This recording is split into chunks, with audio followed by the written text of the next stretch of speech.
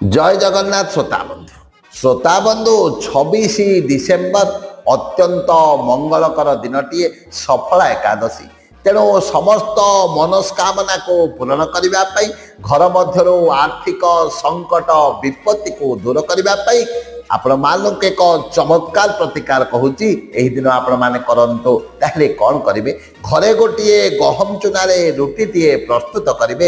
ସେଥିରେ କ'ଣ କରିବେ? ଭଲ ଭାବରେ ଭଲ ଘିଅ ଟିକେ ଲଗାଇଦେବେ ଏବଂ କିଛି ଦୁବ ଘାସକୁ ସେଥିରେ ରଖି ଗାଈକୁ ଖାଇବାକୁ ଦିଅନ୍ତୁ। ଆଉ ମନେ ରଖନ୍ତୁ, ଘରର ସ୍ତ୍ରୀ ଲୋକମାନେ, ଘରର ମହିଳାମାନେ ଗାଈକୁ ଖାଇବାକୁ ଦେବେ। ଦେଖିବେ ଘର ମଧ୍ୟରୁ ସମସ୍ତ ପ୍ରକାର ବାଧା ବିଘ୍ନ ସଂକଟ ବିପତ୍ତି ଦୂର ହେବ ଏବଂ ଘର ମଧ୍ୟରେ ଦେଖାଦେଉଥିବା ଆର୍ଥିକ ସଂକଟ ମଧ୍ୟ ଦୂର ହେବ।